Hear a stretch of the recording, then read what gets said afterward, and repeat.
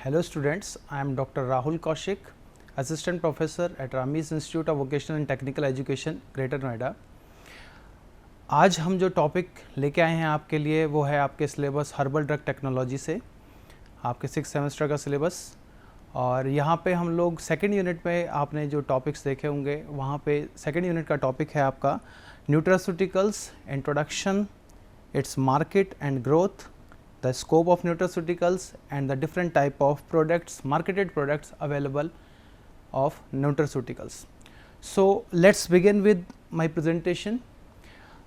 You can see on the slide that you have seen an apple. This apple is not of the Apple INC, Apple phone वाला नहीं है ये। एक पुरानी saying है, healthy thought है कि an apple a day keeps the doctor away। इसका मतलब है कि अगर आप रोज़ एक एप्पल खाएंगे तो शायद आपको डॉक्टर के पास कभी ना जाना पड़े। अब और थोड़ा पीछे चलते हैं हम लोग। आपने सुना होगा हिपोक्रेट्स का नाम। हिपोक्रेट्स जिनको हम फादर ऑफ मेडिसिन के नाम से भी जानते हैं, उन्होंने कहा कि let food be your medicine, मतलब आप अपना भोजन ऐसा करें, आप अपना खाना ऐसा खाएं जिससे कि आपको दवा के तौर पे वो काम करे। उन्होंने उस समय पे वो लोग फोकस करते थे प्रिवेंशन पे, बचाव पे वो लोग फोकस करते थे, ना कि इलाज पर। तो they focuses on the prevention then cure. इसके अलावा अगर मॉडर्न डेज 20वीं सदी में हम बात करें तो स्टीफन डी फेलिस आते हैं। Stephen DeFelice is the founder and chairman, Stephen DeFelice is the founder and chairman of the Foundation for Innovation in Medicine, FIM। इन्होंने जो टर्म है आपके न्यूट्रास्यूटिकल, इसको बनाया और इन्होंने बताया कि जब न्यूट्रिएंट्स हम लोग, न्यूट्रिशन हम लोग दवा के तौर पे इस्तेमाल करते हैं तो उसको हम न्यूट्रास्यूटिकल का नाम देते हैं। तो यहाँ पे दो टर्म आ गई, न्यूट्रिशन एंड फार्मास्यूटिकल। आप न्यूट्रिएंट्स का इस्तेमाल कर रहे हैं दवा के तौर पे, तो ये नई सेगमेंट आई है जिसको हम कहते हैं nutraceuticals. Moving on to the next slide. Introduction की जब बात आती है तो हमें डेफिनेशन एटलीस्ट पता होनी चाहिए कि न्यूट्रास्यूटिकल्स होते क्या हैं आखिर। न्यूट्रास्यूटिकल्स आमतौर पे हम देखें तो ये आपके खाने की ही तरह रहते हैं। खाने में से ही कुछ प्रोडक्ट्स रहते हैं, उनको प्रोसेस करके बनाया जाता है, या खाने का ही कोई पार्ट रहता है जिसको हम न्यूट्रास्यूटिकल की कैटेगरी में डालते हैं। इसको हम देखें तो डेफिनेशन अगर हम देखें तो it is defined as a food or a part of food और अ न्यूट्रिएंट या पौष्टिक तत्व आप जिनको कहते हैं, that provides health benefits including the prevention and treatment of a disease. तो कुल मिला के हमारा जो मेन फोकस है न्यूट्रास्यूटिकल को यूज़ करने का वो है किसी बीमारी से अपने आप को बचाना, और अगर कोई बीमारी हो गई है तो उसको ठीक करने के लिए हम कैसे फूड मटेरियल्स को इस्तेमाल कर सकते हैं, वो सब चीज़ यहाँ पे इंक्लूड की गई है इसकी डेफिनेशन में। तो सिंपली अगर हम देखें तो nutraceuticals is defined as a food और a food part or a nutrient that provides health benefits including the prevention and treatment of a disease. Moving on to our next slide. अब बात आती है market और growth की। आपने देखा होगा कि कोई भी प्रोडक्ट अगर हम देखते हैं तो उसकी मार्केट क्या है, उसकी क्या ग्रोथ होगी फ्यूचर में, तो वो सब चीज़ें हमें पता होनी चाहिए। अगर हम फोरकास्ट देखें, हम जानते हैं कि हम हर चीज़ के लिए US के ऊपर डिपेंडेंट रहते हैं। तो US में एक सर्वे किया गया, उन्होंने एक फोरकास्ट लगाई न्यूट्रास्यूटिकल की मार्केट की। तो आप देख सकते हैं कि इन 1920 the global market for nutraceuticals is about $234 billion. उन्होंने 2020 में एक प्रोजेक्ट किया कि उस समय पे जो 2020 में जो मार्केट है पूरी दुनिया के अंदर वो करीब $234 की है, और ये प्रोजेक्ट उन्होंने किया कि 2027 तक ये मार्केट आपकी बढ़ के $259 तक पहुंच सकती है। और अगर आप देखो पूरी दुनिया में, अगर आप देखो न्यूट्रास्यूटिकल्स के कंज्यूमर्स के तौर पे या न्यूट्रास्यूटिकल की मार्केट के तौर पे, तो आप देख सकते हो कि नॉर्थ अमेरिका के बाद जापान और चाइना सबसे बड़े कंज्यूमर हैं न्यूट्रास्यूटिकल्स के। Together they make about 78% of the total market in the Asia Pacific region. अगर आप देखें एशिया और पैसिफिक रीजन में, तो यहाँ पे जो केवल अमेरिका, जापान और चाइना, ये तीनों मिला के करीब 78% जो टोटल मार्केट है आपके न्यूट्रास्यूटिकल की, उनको कवर करते हैं। अब यहाँ पे आप सेगमेंट्स में देख सकते हैं, इन बार्स में आप देख सकते हैं कि कौन सा बार कौन सी रिक्वायरमेंट है। जैसे आपका पर्पल कलर है, ये शो करता है आपका वाइटामिन्स, ये आपकी मार्केट है वाइटामिन्स की, ये मार्केट है आपकी बॉटेनिकल्स की, ये आपका आ गया विटामिन्स, ये आपका आ गया बॉटेनिकल्स जिनको हम फाइटोकेमिकल्स भी कहते हैं।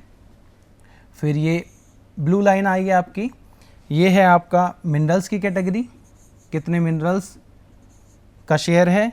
फिर है आपका ये प्रोटीन्स और amino acids, proteins and amino acids, and then this is fibre, the share of fibers in nutraceuticals. Then we have omega fatty acids. This is the huge share of omega fatty acids.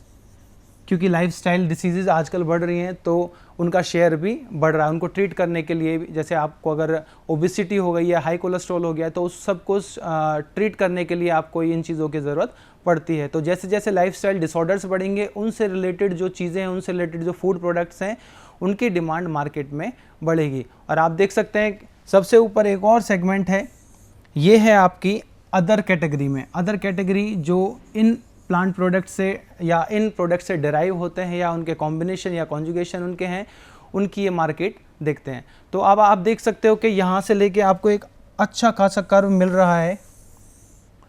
ये projection है 2027 तक का, जहाँ पे आपकी market को कहा गया है कि it will reach around $359 billion. Moving on to next slide, market and the growth pattern. अगर आप ग्रोथ की बात करें कि कैसे बढ़ने वाली है आगे फ्यूचर में, तो आप देख सकते हैं कि there is an 8% CAGR cumulative compound annual growth rate. Compound annual growth rate of nutraceutical is forecasted to be about 8%, और इसको अगर आप ओवरऑल ईयर टू ईयर देखें तो it is around 7.63%. The year over year growth rate for 2019 is estimated at 7.69. उसी को forecast करके यहाँ पे इसको 8% फोरकास्ट किया गया। इसके अलावा अगर आप देखें तो मार्केट जो है आपके न्यूट्रास्यूटिकल्स की वो फ्रेगमेंटेड है, उसमें बहुत सारे मेजर रोल प्लेयर्स हैं। जैसे आपने सुना होगा न्यूट्रास्यूटिकल्स में आजकल इंडिया में अगर देखो आप तो मोदी केयर है, आपका एमवे है, इंटरनेशनल मार्केट में है, और सारे ऐसे न्यूट्रास्यूटिकल प्लेयर्स हैं जो कि अपना शेयर मार्केट में, अपना होल्ड मार्केट में रखते हैं। अगर आप देखें कि 36% जो पूरा शेयर है, जो ग्रोथ में शेयर है, वो केवल और केवल अमेरिका से आपको मिलता है न्यूट्रास्यूटिकल के ग्रोथ में। One of the key drivers for the market will be rising demand for nutraceutical with medical benefits. जैसे मैंने बताया, जैसे जैसे बीमारियां बढ़ेंगी, जैसे जैसे नई नई बीमारियां आएंगी, लाइफस्टाइल डिसऑर्डर्स आएंगे, वैसे वैसे इनकी जो डिमांड है वो बढ़ेगी। तो यहाँ पे जो न्यूट्रास्यूटिकल्स हैं जिनका इस्तेमाल हम मेडिकल बेनिफिट्स के लिए कर सकते हैं, ऐसे रोगों में कर सकते हैं जिनमें ये न्यूट्रास्यूटिकल बेनिफिशियल इफेक्ट देते हैं, तो उसकी वजह से ये जो डिमांड है वो इंक्रीज़ हो रही है। इसको आप मेजर रोल प्लेयर का नाम दिया गया है। Moving on to the next slide, क्योंकि 2020 का वो फोरकास्ट था और 2020 में ही हमारे पास कोविड आ गया, तो हमें ये जानना ज़रूरी है कि क्या कोविड में हमें इफ़ेक्ट हुआ, हमारी मार्केट के ऊपर क्या कोविड का कुछ इफ़ेक्ट हुआ।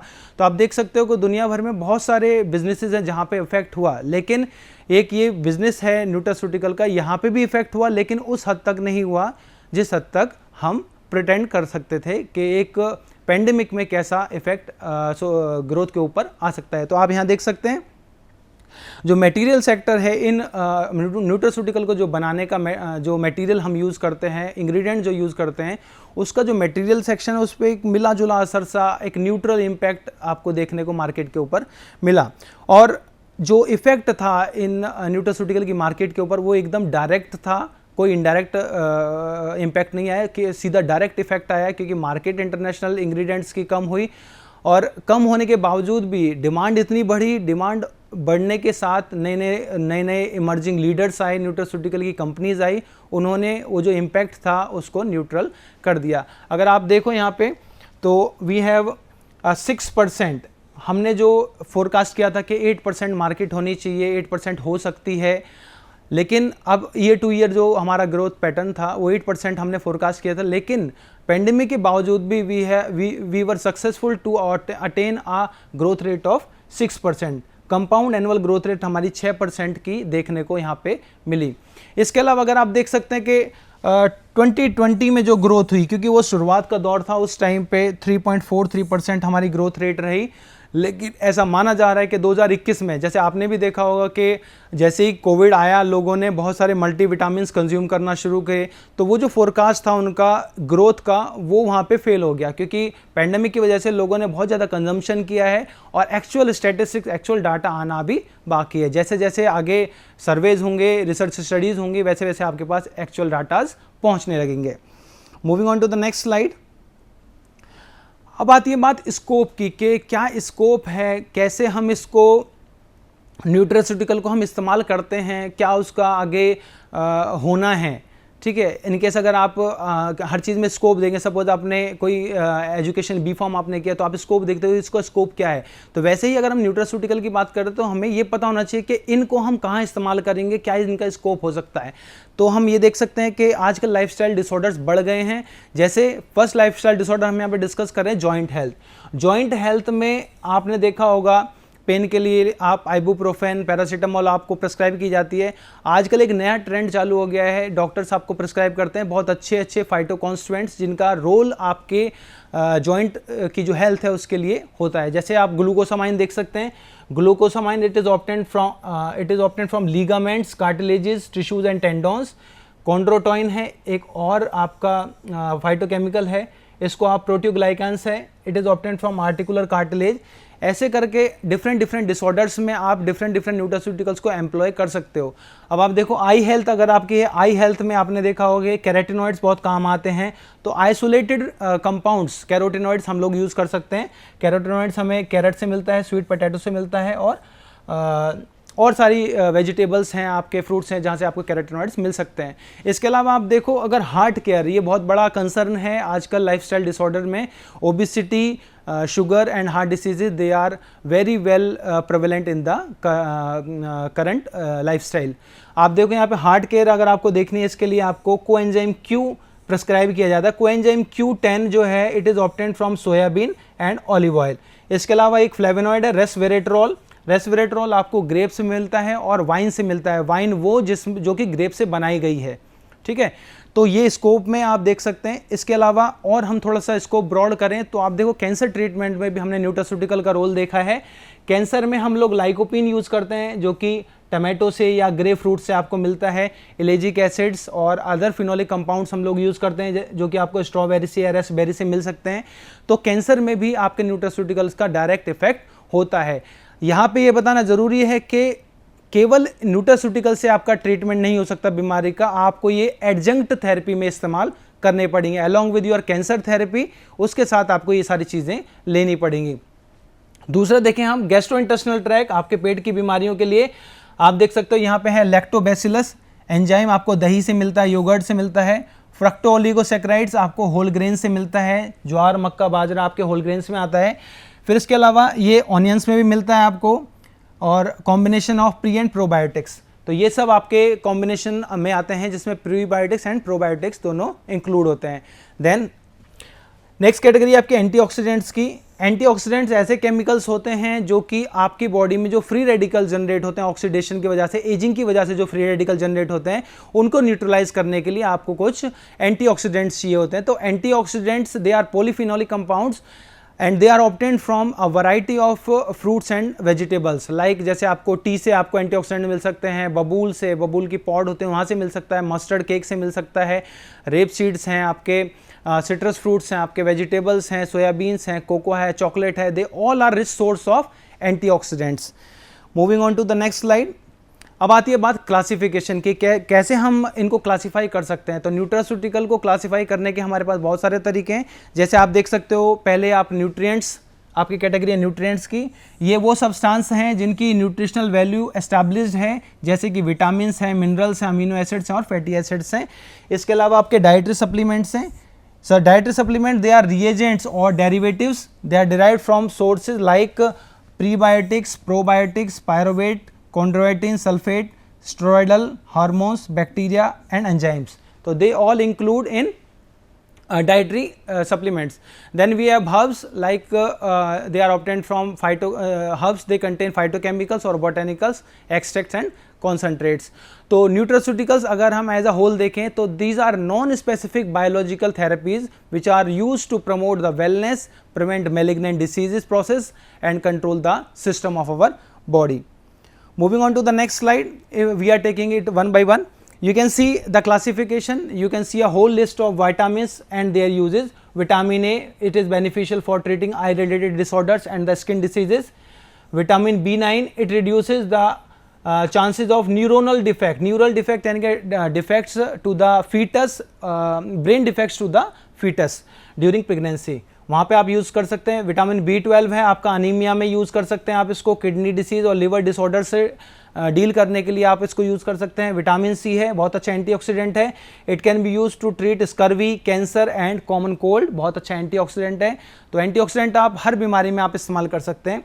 देन विटामिन डी आपके आर्थराइटिस में, टूथ डिके, डायबिटीज़ और रिकेट्स में आप इस्तेमाल कर सकते हो। विटामिन ई हुआ आपका, विटामिन ई को आप अपने ब्लड सर्कुलेशन को इम्प्रूव करने के लिए इस्तेमाल कर सकते हैं। इसके अलावा जो आपका एजिंग प्रोसेस है, आपका जो एजिंग प्रोसेस है, क्योंकि ये एंटीऑक्सीडेंट की तरह काम करता है तो एजिंग प्रोसेस पे भी ये रोक लगाता है। इसके अलावा विटामिन के, it reduces the risk of menstrual pain and internal bleeding, तो ये बहुत अच्छा कोएगुलेशन में इसका रोल है विटामिन के का, तो इसको आप वहाँ भी यूज़ कर सकते हैं। Then you can have the use of certain other nutrients like potassium, iron, magnesium, phosphorus, zinc, calcium. Potassium अगर आप देखो it manages diabetes and boost your brain functions. Iron का रोल हमने देखा ये कि आपका ब्लड में जो हीमोग्लोबिन बनता है उसके लिए आयरन रिस्पॉन्सिबल है, तो it is also help in the haemoglobin formation and it prevent the anaemia. Magnesium, it treateds blood pressure, high blood pressure अगर आपको होगा तो मैग्नीशियम उसमें रोल प्ले कर सकता है। It lowers the anxiety and stress. इसके अलावा फॉस्फोरस देखो आप, it reduces muscle weakness and corrects the sexual weakness. इसके अलावा जिंक को आप, जो आपके स्किन डिसऑर्डर्स होते हैं, स्किन वुंड्स होते हैं, उनको हील करने के लिए आप जिंक वगैरह को इस्तेमाल कर सकते हो। कैल्शियम, जैसे कि आप जानते हो कि इसको बोन के लिए बहुत ज़रूरी है, आपके टीथ के लिए ज़रूरी है, तो calcium can be used in to maintain the health of your bones of your teeth. इसके अलावा कुछ ऐसे फाइटोकेमिकल्स होते हैं, कुछ ऐसे कंपाउंड्स होते हैं जो कि विटामिन लाइक हम कंपाउंड्स को बोल देते हैं, जिनका रोल बहुत कम मात्रा में होता है, बहुत माइनर कॉन्सेंट्रेशन में वो चाहिए होते हैं, तो वो देख सकते हो आप, वो हैं L carnitine and choline. L carnitine जो है it helps in oxidation of your fatty acids and they have also role in oxidative phosphorylation. Whereas choline की अगर हम बात करें तो it is a lipotropic agent and it is use to treat fatty liver and disturbed fat metabolism. तो ये आपके classification nutrients के। फाइटोकेमिकल्स की अगर हम बात करें तो बहुत सारे ऐसे फाइटोकेमिकल्स हैं जिनको हम न्यूट्रास्यूटिकल की कैटेगरी में डालते हैं, जैसे आप देख सकते हैं टोकोट्राइएनॉल्स, ये आपको आपके होल ग्रेन से मिलते हैं, होल ग्रेन यानी कि आपका गेहूं, ज्वार, मक्का, बाजरा, वहाँ से आपको मिलते हैं, और इनका काम क्या है, ये सप्रेस करते हैं आपके ट्यूमर की ग्रोथ को, आपके they help in prevention of cancer. इसके अलावा कैरोटीनॉइड्स हैं, कैरोटीनॉइड जैसे मैंने आपको बताया कि कैरेट से आपको मिलता है, कुछ फ्रूट्स और वेजिटेबल से मिलता है, ये बहुत अच्छे एंटीऑक्सीडेंट हैं। इसके अलावा लाइमोनॉइड्स हैं, आपके डिटॉक्सिफिकेशन के काम आते हैं। फाइटोस्टेरॉल्स हैं, anti neoplastic anti cancer agents हैं।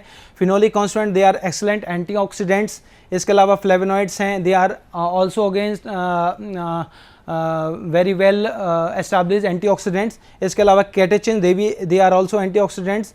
एंथोसाइनाडिन्स and fruits and flowers, anthocyanidins वो कलर कंपाउंड होते हैं जो आपके फ्रूट्स और वेजिटेबल्स में मिलते हैं, वो भी आपके जो कैंसर हैं या और डिसीजेज हैं वहाँ पे काम आते हैं। Moving on to the next slide, यहाँ पे आप देख सकते हो कुछ ड्रग के मैंने नाम लिखे हुए हैं, जहाँ पे जो आपने देखा होगा अपनी रोज़मर्रा की ज़िंदगी में, जैसे आपने देखा एलोवेरा को हम एंटी इन्फ्लामेटरी, इमोलिएंट और बहुत सारे वुंड हीलिंग उसके लिए काम आते हैं। इसके अलावा है इवनिंग प्रिमरोज ऑयल, यहाँ पे ऑयल हम इस्तेमाल करते हैं डाइटरी सप्लीमेंट की तरह, dietary supplement of linoleic acid, treatment of atopic eczema के लिए हम लोग यूज़ कर सकते हैं। जिंजर हम लोग इस्तेमाल करते हैं, जिंजर रोज़मर्रा की ज़िंदगी में हम लोग इस्तेमाल करते हैं, वो बहुत अच्छा एक्सीलेंट आपका कार्बोनेटिव है, एंटी एमिटिक है और आपको डिजीनेस के ट्रीटमेंट में भी हेल्प करता है। जिनसेंग है, it is an excellent adaptogen. Green tea बहुत अच्छा एंटीऑक्सीडेंट है, आपने देखा होगा आजकल फैशन होगा ग्रीन टी पीने का, तो it is an excellent antioxidant. इसके साथ साथ वो कार्डियोवैस्कुलर डिसीजेज को भी जो ट्रीट करने में या उसको प्रिवेंट करने में भी अहम रोल निभाता है। इसके अलावा it also enhances the humoral and cell mediated immunity.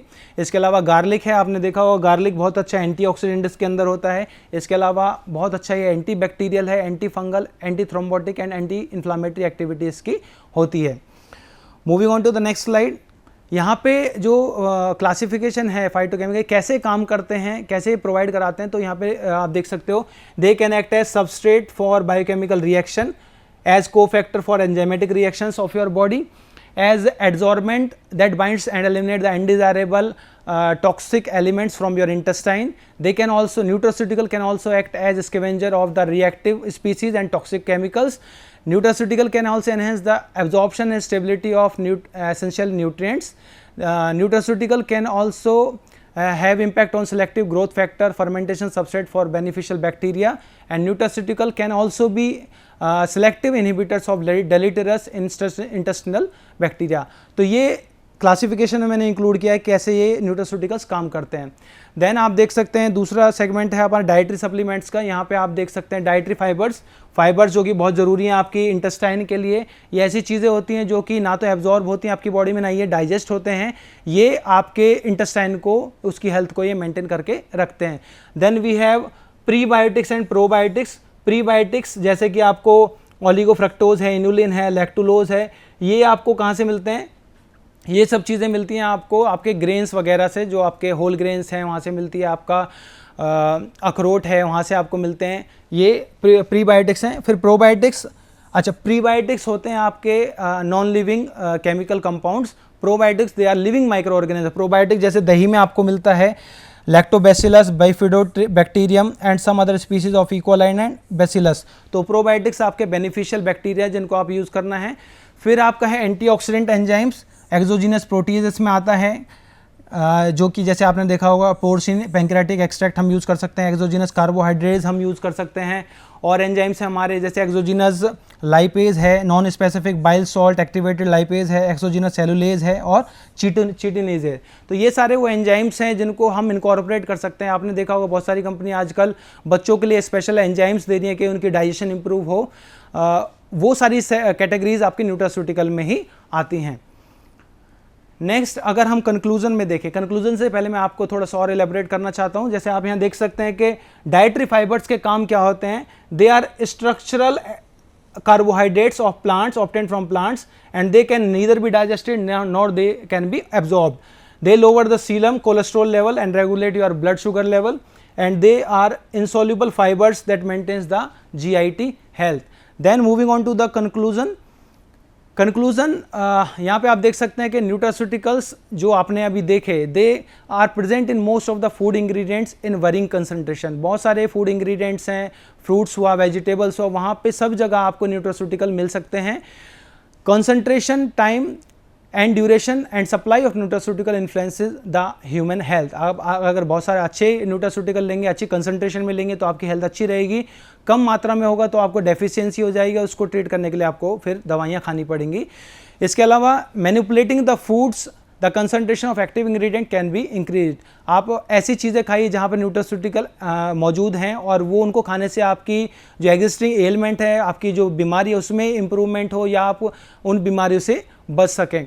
Diet rich in nutraceuticals along with the regular exercise, stress reduction and maintenance of healthy body weight will maximize the health and reduces the disease of risk. तो आप अच्छा खाइए, आपकी health अच्छी रहेगी, आपको बीमारियां नहीं होंगी। ये जो ये कंक्लूजन है न्यूट्रास्यूटिकल्स का। Thank you so much. This is the today's topic. अगला जो टॉपिक होगा हम उसमें ऐसे न्यूट्रास्यूटिकल्स के बारे में पढ़ेंगे जो आपको डायबिटीज़ और कार्डियोवैस्कुलर डिसीजेज में हेल्प करते हैं। Thank you very much.